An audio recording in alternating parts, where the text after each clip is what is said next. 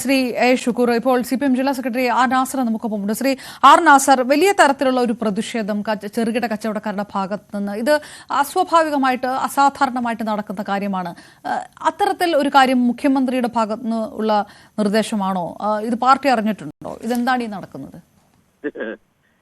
നന്നായിട്ടുണ്ട്, നല്ല ഗംഭീരമായിട്ടുണ്ട് പരിപാടി. അവിടെ KPMSന്റെ സംസ്ഥാന സമ്മേളനമാണ്. ആ സംസ്ഥാന സമ്മേളനം അവരുമായി ബീച്ചിൽ വെച്ചിട്ടാണ് നടത്തുന്നത്. ആ ബീച്ചിൽ വെച്ച് നടത്തുമ്പോൾ അവർ സാധാരണ സമ്മേളനം നടത്തുന്നത് വ്യത്യസ്തമായിട്ട് കടപ്പുറത്ത് ആ ബീച്ചിന്റെ നടുക്കാണ് അവർ സ്റ്റേജ് കൊണ്ടുവന്നിട്ടത്. അപ്പൊ ആ സ്റ്റേജ് ഇട്ട് കഴിഞ്ഞപ്പോഴത്തേക്ക് റോഡിന്റെ പണി അവിടെ നടന്നുകൊണ്ടിരിക്കുകയാണ്. ആ റോഡിൽ നിന്ന് ആ സ്റ്റേജിലേക്ക് പോകുന്ന അത്രയും സ്ഥലം എന്ന് വെച്ചാൽ ഇപ്പൊ നല്ല വെയിലാണല്ലോ, വെയിലിട്ട് മണലിങ്ങനെ കിടക്കാണ്. അതിലൂടെ നടന്നു പോകുന്ന ഇച്ചിരി ബുദ്ധിമുട്ടാണ്. അപ്പൊ അതുകൊണ്ട് ആ അത്രയും ഭാഗത്ത് ശകലം ഗ്രാവലിടാൻ, ഗ്രാവൽ ഈ ഇതുണ്ടല്ലോ, ഇത് അവിടെ നാഷണൽ ഹൈവേക്കാർ ചെയ്തുകൊണ്ടിരിക്കുന്ന അതിട്ടിട്ട് ഒരു റോഡ് പോലെ അങ്ങോട്ടാക്കി അതിനുശേഷം കുറെ പലക ഇട്ടിട്ട് ആ സ്റ്റേജിലേക്ക് മുഖ്യമന്ത്രിക്ക് അങ്ങോട്ട് നടന്നെത്തിച്ചാനുള്ള സംവിധാനം എടുക്കണം. അപ്പൊ അത് നടന്നു പോകുന്ന ഭാഗത്ത് 2 കടക്കാരുണ്ട്. ആ കട എന്ന് പറഞ്ഞു കഴിഞ്ഞാൽ അവിടെ സ്ഥിരമായിട്ട് സ്ഥാപിച്ചിട്ടുള്ളതല്ല, അത് ഈ വീൽ ചക്രത്തിൽ ഇരുന്ന് പ്രവർത്തിക്കുന്ന കടകളാണ്. ആ കട അവിടുന്ന് ആ മുഖ്യമന്ത്രി കടന്നു പോകുന്ന ആ ഭാഗത്തു നിന്ന് മാറ്റി അങ്ങോട്ട് മാറ്റി വെച്ചിട്ട് കച്ചവടം നടത്താൻ പറഞ്ഞു. അവരവരെ മാറി. പിന്നെ അതിന് ചുറ്റുപാടും കുറെ കടകളുണ്ട്. ആ കടകളൊക്കെ എന്ന് വെച്ച് കഴിഞ്ഞാൽ ഈ സെമി പെർമനന്റ് കെട്ടിടങ്ങളിനകത്ത് പ്രവർത്തിക്കുകയാണ്. അവിടെ ഗ്യാസ് ഉപയോഗിക്കുന്നുണ്ട്. അപ്പൊ ഈ ഗ്യാസ് ഉപയോഗിക്കുമ്പോൾ സെക്യൂരിറ്റിയുടെ ഭാഗമായിട്ട് പോലീസ് പറഞ്ഞു ആ കടകളിൽ ഗ്യാസ് ഉപയോഗിക്കാൻ പാടില്ല. ഇതല്ലാണ്ട് വേറൊരു സംഭവം അവിടെ ഉണ്ടായിട്ടില്ല. അവിടെ വേറെ പോലീസുകാർ ഇതിനകത്ത് വന്നിട്ട് പറഞ്ഞു ഇത് മുഖ്യമന്ത്രി വരുന്ന സമയത്ത് ഇത് പ്രവർത്തിക്കുന്നത് ബുദ്ധിമുട്ടായിരിക്കും എന്ന രൂപത്തിലേക്ക് ആരോട് പറഞ്ഞു എന്നാണ് പറയുന്നത്. അതല്ലാണ്ട് വേറൊരു സംഭവം ഉണ്ടായിട്ടില്ല. ഞാനിപ്പോ ആ സ്ഥലത്ത് പോയി അവിടെ നോക്കി, യാതൊരുവിധ പ്രശ്നമില്ല. ശ്രീ ആർ നാസർ, നമ്മൾ കുറെ കടക്കാരുടെ പ്രതികരണങ്ങൾ നമ്മുടെ അകത്തുണ്ട്. ഇപ്പൊ 37ഓളം താങ്കൾ പറഞ്ഞ പോലെ 1-2 അല്ല, 37 കടകൾ എന്ന് പോലീസ് പറയുന്നു ഒരു വശത്ത്. രണ്ടാമത്തത് നേരത്തെ നിങ്ങൾ 120 എന്നല്ലേ പറഞ്ഞു, ഇപ്പൊ 37 അപ്പൊ പെട്ടെന്ന് 137 കുറഞ്ഞ ഒരു നാസർ പറയുന്ന പച്ചക്കള്ളമാണ്. ഞാൻ പോലീസ് കൊടുത്ത രേഖ ഞാൻ ഇപ്പോൾ അയച്ചു തരാം താങ്കൾ. ആലപ്പുഴ ബീച്ചിന്റെ കടൽപ്പാലത്തിന്റെ വടക്കുവശത്തുള്ള മുഴുവൻ കച്ചവടക്കാരും ഇന്ന് രാവിലെ മുതൽ വൈകുന്നേരം വരെ കട അടച്ചിടണം, രാത്രി വരെ ഇന്നത്തേക്ക് തുറക്കാൻ പാടില്ല എന്നാണ് നിർദ്ദേശം കൊടുത്തിരിക്കുന്നത്. എന്താണ് ആവശ്യപ്പെട്ടിരിക്കുന്നത്? ഞാൻ ആ രേഖ തരാം. വെറുതെ പച്ചക്കള്ളം പറഞ്ഞ് ജനങ്ങളെ പറ്റിക്കരുത്. നാസർ കള്ളം പറയരുത്.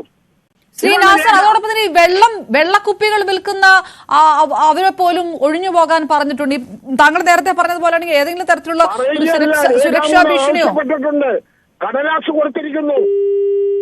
അവിടുത്തെ സൗത്ത് സർക്കിൾ ഇൻസ്പെക്ടർ ഒപ്പിട്ട കടലാസ് കൊടുത്തിരിക്കുന്നു.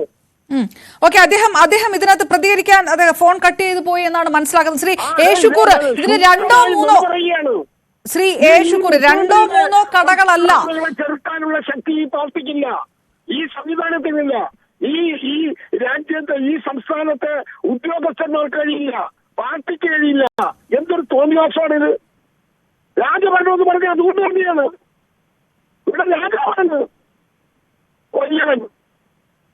ഇത് ജനകീയ ഭരണമാണോ? അതുകൊണ്ട് അത് ഒരു കാരണവശാലും ഇതിനോട് യോജിക്കാനാവില്ല. ഈ കച്ചവടക്കാർ കടപ്പുറത്തൊരു സമ്മേളനം നടക്കുമ്പോഴാണ് അവർക്ക് ഒരു വലിയ അനുഗ്രഹമായി മാറുന്നത്. അതുകൂടെ കാണണ്ടേ? പാവപ്പെട്ട അധ്വാന വർഗത്തിന്റെ സമ്മേളനങ്ങൾ വരുമ്പോഴാണ്. വമ്പം സമ്മേളനം, വലിയ കോടീശ്വരமான സമ്മേളനം, 7 സ്റ്റാർ അല്ലെങ്കിൽ അതിന്റെ പോലുള്ള സ്റ്റാർ ഹോട്ടലുകളിലോ അതുപോലുള്ള സംവിധാനത്തില്ല. ഇത് പാവങ്ങളുടെ സമ്മേളനം വരുമ്പോഴാണ് അവർക്കും ഒരു സന്തോഷം, ഈ കച്ചവടക്കാർക്കും ഒരു സന്തോഷം. അതിനുള്ള പങ്കുചേരിയല്ല മുഖ്യമന്ത്രി ചെയ്യേണ്ടത്.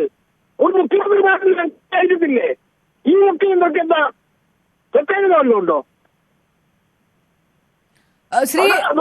ഒരു കാരണവശാലും ഇതിനോട് യോജിക്കാനാവില്ല. നാസറൊക്കെ വന്ന് കള്ളം പറയുകയാണ്. പറയട്ടെ, ഇപ്പൊ കൊടുത്ത നോട്ടീസിന് പകരം നിങ്ങൾക്ക് കച്ചവടം കട തുറന്ന് പ്രവർത്തിക്കാം എന്നാൽ തടസ്സങ്ങളായി വന്നിട്ടുള്ള ഏത് സ്ഥാപനമാണ് അത് അങ്ങോട്ട് ലേശം മാറ്റി വെച്ചോളൂ, അല്ലെങ്കിൽ ആ രൂപത്തിൽ പ്രവർത്തിക്കൂ എന്ന് പറഞ്ഞാൽ നമുക്ക് കാര്യം മനസ്സിലാവും. അങ്ങനെയാണെങ്കിൽ അതിനുള്ള ആവശ്യപ്പെട്ടുകൊണ്ടുള്ള കടലാസ് അങ്ങനെ കൊടുക്കണം. നാസറിന് ഉത്തരവിട്ട് അത് അവിടെ കച്ചവടക്കാർ നാളെ ഇന്ന് കട തുറന്ന് പ്രവർത്തിച്ച് നാളെ ഉണ്ടാകുന്ന മറ്റു കുറ്റങ്ങൾക്കും ഇതിനെല്ലാം ഉത്തരവാദികളായി അവർ മാറില്ലേ? ആ രൂപത്തിൽ പോലീസ് എടുക്കില്ലേ? അപ്പോൾ പോലീസ് തന്നെ ഇതിൽ തീരുമാനമെടുക്കണം. ജില്ലാ ഭരണകൂടം തീരുമാനമെടുക്കണം. Port officer തീരുമാനമെടുക്കണം. അതാണ് ആധികാരിക സ്വഭാവം. നാസർ പറയുകയാണ് എല്ലാം അനുവദിച്ചിട്ടുണ്ട് എന്ന് പറഞ്ഞാൽ ശരിയാവോ? എന്താണ് അനുവദിച്ചത്? 2 കട മാറ്റി വെച്ചോളൂ, ബാക്കിയുള്ളതിന് ഗ്യാസ് പ്രവർത്തിപ്പിക്കുക. അങ്ങനെയൊന്നുമല്ല നോട്ടീസ് കൊടുത്തിരിക്കുന്നത്. ഞാൻ നോട്ടീസിന്റെ കോപ്പി അങ്ങോട്ട് അയച്ചു തരാം. നോട്ടീസിന്റെ കോപ്പി നമ്മുടെ ശരണ്യക്ക് ഞാൻ എത്തിക്കാം. അതിനകത്ത് കൃത്യമായി പറയുന്നു, ആലപ്പുഴ കടപ്പുറത്തെ വടക്ക് ഭാഗം പാലം മുതൽ പൊളിഞ്ഞു കിടക്കുന്ന കടൽപ്പാലം മുതൽ വടക്കോട്ടുള്ള സ്ഥലത്ത് ഒരു കച്ചവട സ്ഥാപനവും പ്രവർത്തിച്ചുകൂടാ. 100-ലധികം കച്ചവട സ്ഥാപനങ്ങളുണ്ട്. ഓക്കെ, ശ്രീ എ ഷുക്കൂർ, ഇപ്പോൾ ഇതാണ് അവസ്ഥ.